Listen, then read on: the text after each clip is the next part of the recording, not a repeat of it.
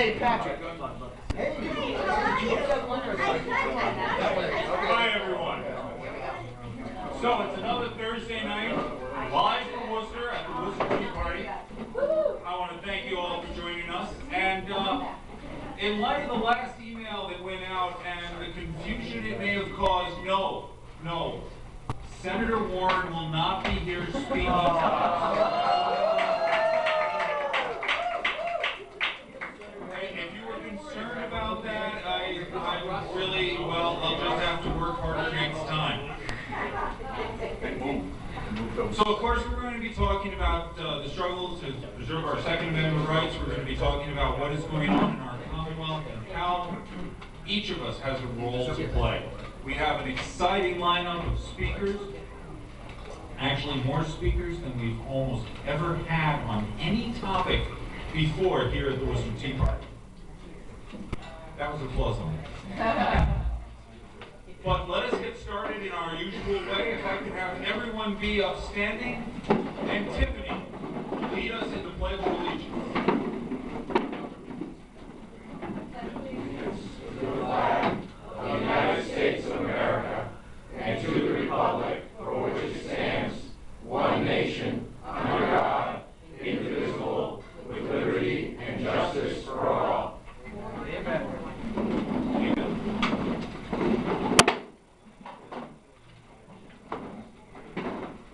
You know, I'm going to take one moment of privilege here and say the Second Amendment has always been a particular issue for myself.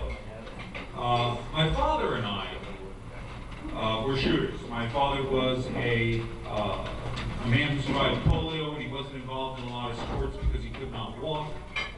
But he was a pistol shooter, and he taught me that discipline at a young age. So being a member of the NRA and having guns around the house and handling them safely has always been part of my life, and it's also been something that I've taken a certain level of pride in. So it is alien to me, the way that so many people fear guns and find them to be such a totem of evil, when actually they're an innate object like chairs or ashtrays or wine glasses. Absolutely. So, our first speaker tonight is... Never put down your notes when there isn't any. Kirk will be speaking first. Kirk owns... Golly. Whatley. Whatley Training, Yes. LLC, firearms instructor. Served on the town council for Greenfield, Mass. And town moderator? Oddly. Wow. Very accomplished young man. Young, I like that word.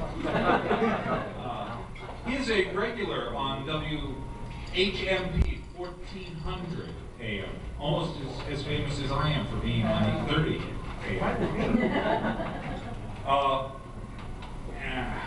You know, we really have to write these bigger for this whole class. But I think less. Rest doesn't matter, I can just get up. Why don't you come on in and bail me out? Everybody, give us a big round of applause for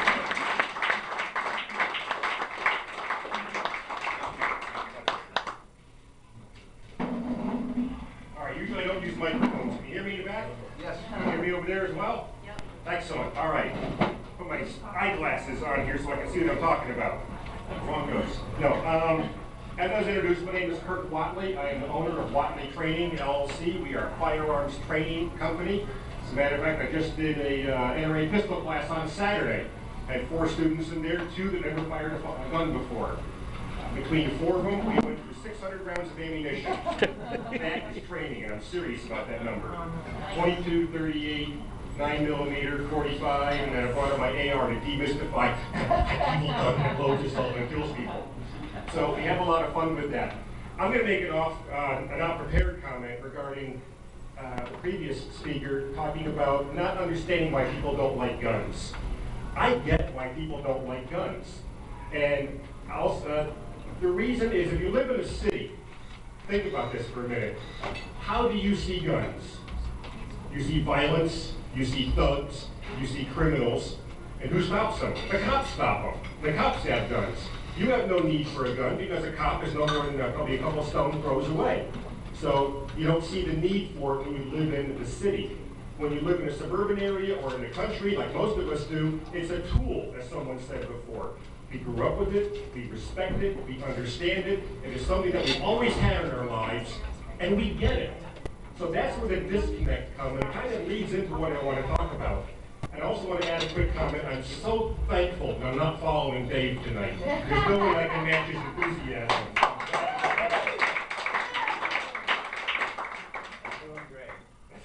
Thanks, Coach. I am grateful to be here. I got a quick question for you guys. Speaking of guns in Massachusetts and things like that, what percentage of households in Massachusetts own firearms? 70. 70? 25. 25. The answer is 13. 13% of households in Massachusetts own firearms. Of course, most of us own more than one, maybe more than two. But that's one of the challenges we face. We're talking to a demographic, trying to influence a demographic, only 13% of them own firearms. That's our challenge. And instead of a fire and brimstone, because quite frankly, we're preaching to the choir here. We all agree on what we're going to talk about tonight. That's why we're freaking here, besides the food and the beers. All right? So I'm going to give you some practical advice about what you can do to maybe influence somebody from the city or somebody who doesn't own a firearm. What you can do as an individual when you go home, these are going to be some tips that you can do to help spread the knowledge and spread the understanding of firearms as a tool. I never want to use the word weapon. I always say firearms. Occasionally also can say gun, but it's always a firearm. It's not a weapon as a negative connotation to anybody not in the military. So, with that said, you know, we all have things that make us tick. And I can't explain why, but the Second Amendment has made me tick since I was 12 years old. I was writing letters to my congressman in Connecticut at 12 years old, pushing for pro-gun articles. They'd write back with anti-gun stuff. I'd get their research, and I'd find it was a bunch of bogus bullcrap. And I would tell them that it was. I'm 12 years old. I've only gotten better at it since then. I like going on the radio as well. And there's something that I have learned over time. And that is, if you're talking to somebody who is anti-gun, don't debate them. Don't get into an argument, because you will not win. All you will do is get their hackles up. What you need to do is educate and plant a little seed and let it go on. And with that, that's what I want to talk about. This is my passion. And this is what I've learned in 40 years of shooting and God, over 30 years of living in Western Mass. I thought it was a little thing to go to college. I'm freaking stuck here. I'm trying to get out of you know what holds me back every year? Oh, woman. So that's why I'm still here. Anyway, 40 years of experience. I've taught everyone from mothers to businessmen, people in their early 20s. I've taught retirees as well. It's really rewarding to take someone that doesn't know, if I touch the gun, does it have to go off by itself? How do I load a magazine? By the end of the day, they're loading their own magazine, they're going up to the range safely, they're giving the range commands, they're firing, they're taking the magazine out of their gun, the slide is back, they say clear, we go back to the table and talk about what we just did. That's really something that I love to do.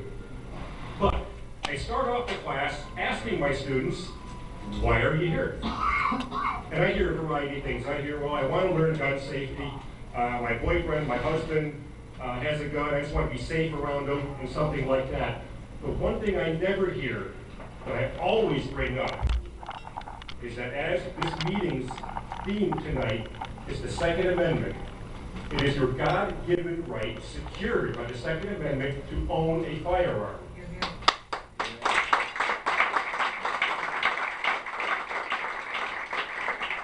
Furthermore, it is your God-given right. It is the most basic of human rights. More basic than water, more basic than food, more basic than shelter. It is the right to self-defense. Yeah. You think about that. Even Gandhi has gone so far as to say if someone approaches you with a gun, you have a right to have a gun and shoot back at him. All right? I think that's pretty powerful that Gandhi would say something like that. So, being able to protect yourself is the most basic of all rights. Some of the other comments I got really surprised me, and this comes from about probably 80% of the students. It doesn't matter what age, doesn't matter what gender. They'll say, I look around out there in the world, and I don't like what I see. I don't like what I see in the news. I don't like what I see happening in the country. I feel the need to be able to protect myself, my family, and my children. So they're there to learn. And it's my honor to be able to teach them that. So I really enjoy that, but it's very interesting to think about that. People are getting gun training because they don't like what's seeing out there. This is a huge opportunity for us. It really is, and we need to capitalize on that. Moving on to these pages.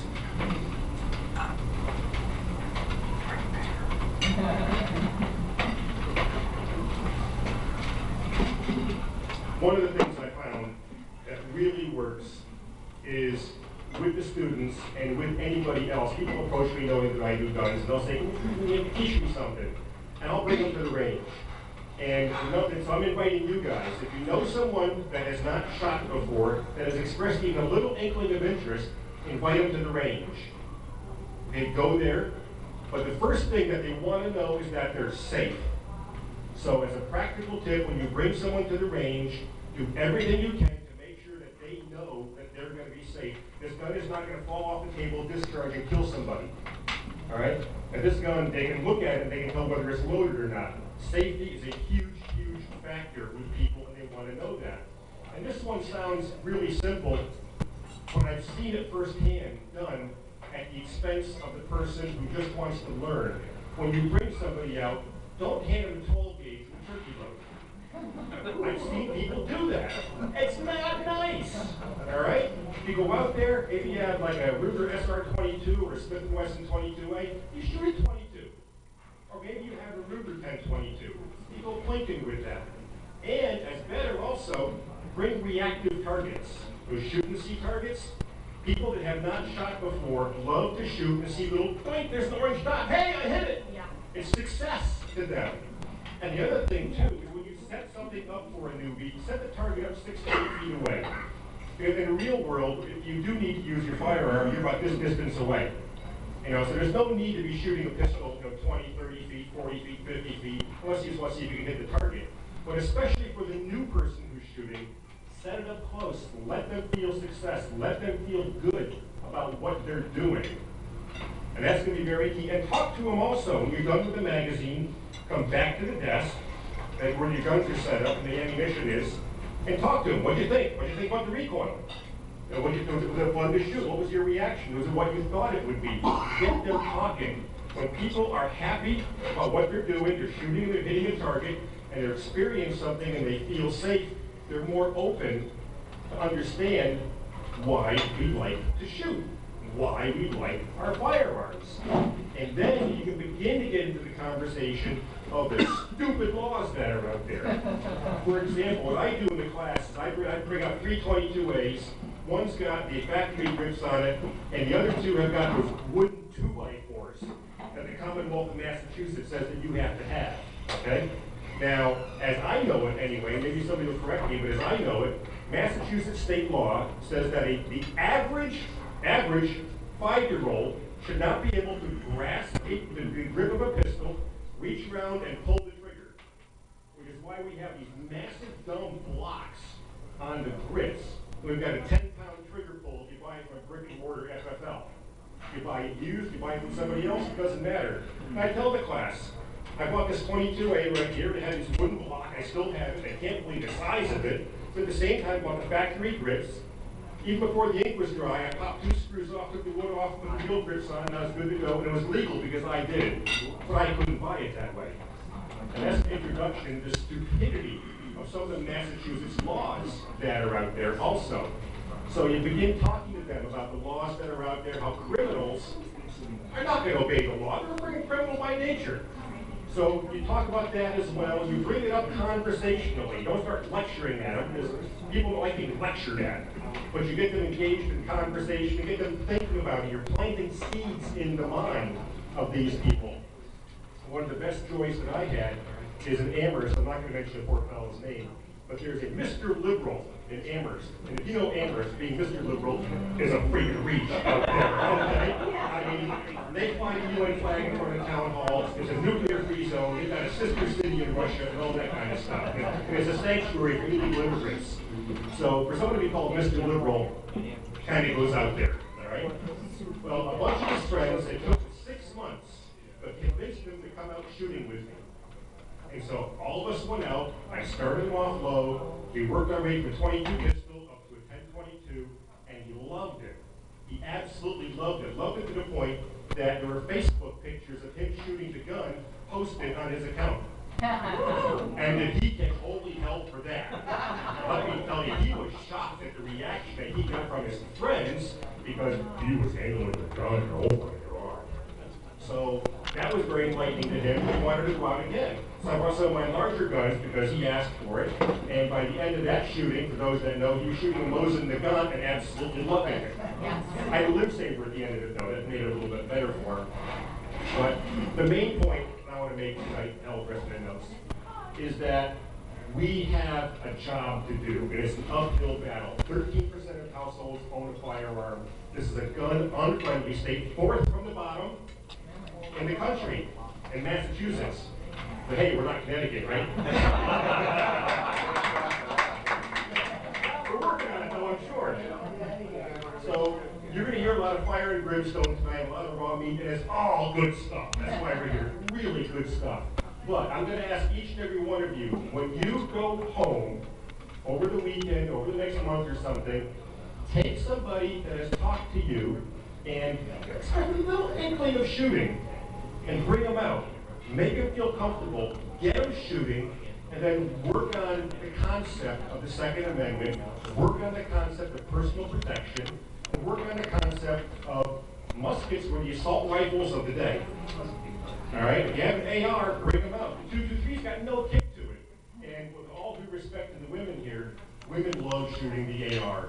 Oh my God. I've had so many magazine dumps by women that have never seen an AR in person before. Once they shoot it, they just go nuts shooting it.